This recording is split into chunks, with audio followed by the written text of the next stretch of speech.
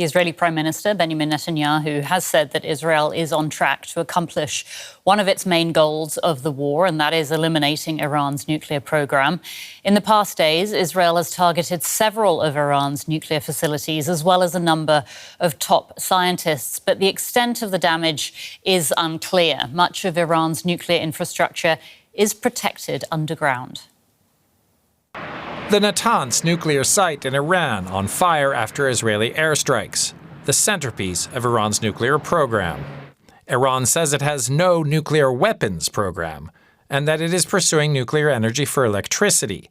This map shows the country's main nuclear sites. Besides Natanz, there are reactors at Arak and Bushehr, the Fordo Enrichment Center, and a major refined uranium fuel storage site at Isfahan. These satellite images of Natanz show destroyed equipment above ground, but many components are buried deep underground, raising questions about how much damage airstrikes can do. The International Atomic Energy Agency says Israel took out important equipment but left the core intact.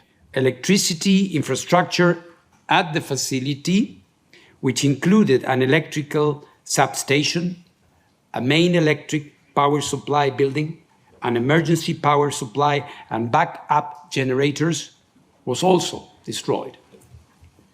There has been no indication of a physical attack on the underground cascade hall containing part of the pilot fuel enrichment plant and the main fuel enrichment plant. Israel also hit the Isfahan enrichment facility, seen here in before and after satellite images, but did not hit the underground uranium storage site there, which could have caused a radiation leak with unpredictable consequences. The targeted killings of two senior nuclear scientists may have more of an effect on Iran's ability to pursue nuclear weapons. The scientists are those who accompanied the program from almost its inception. They have all the institutional knowledge. They have also the very knowledge which is not yet documented, and they played a key role, and they're serious academics, and certainly Iran's best. It's a serious blow.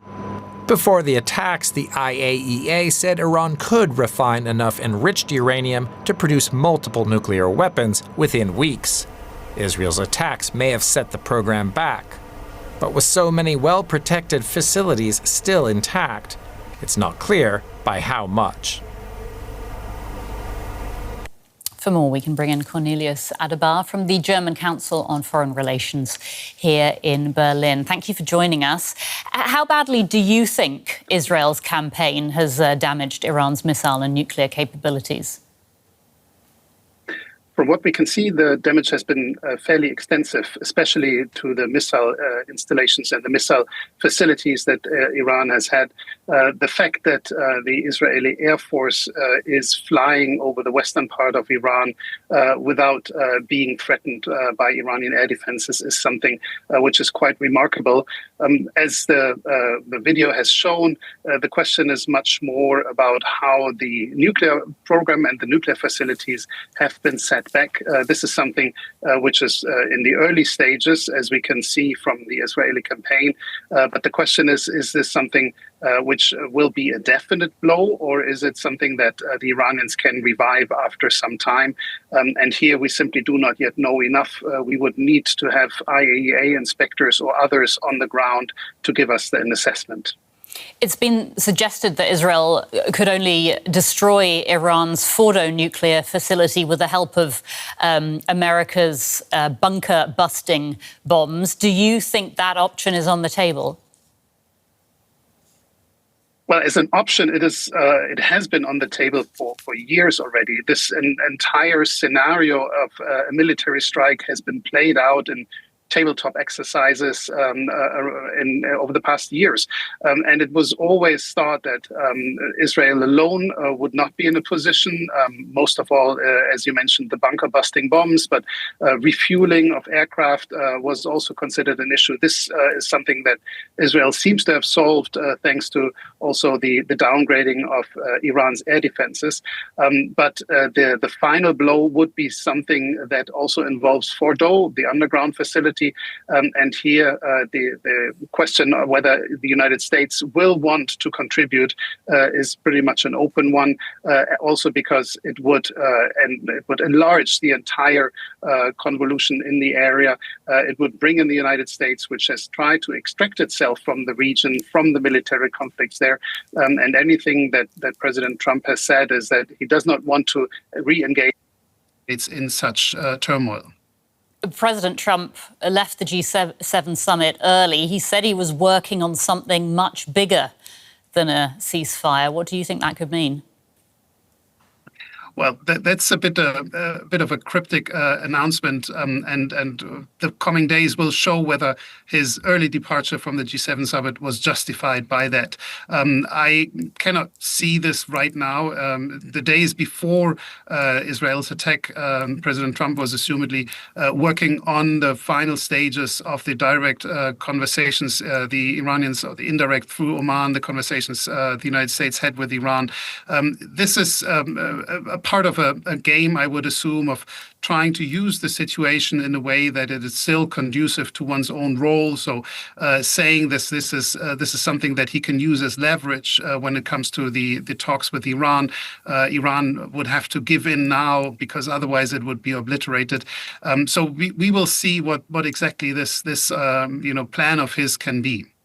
If we can talk about timing for a moment, I mean, as you said, Iran was heading to the negotiating table for talks on its nuclear program when Israel struck last week. I mean, do you see, first of all, any future prospects for those talks at all? The talks, if they continue, they would continue under duress, one has to say. So and this is what I meant when President Trump is trying to use the situation as leverage. From what we know, he didn't support the strikes, at least militarily. The first statement that came out of the State Department was to distance the United States from the Israeli strikes, so that also Iran would not have a reason to attack U.S. facilities.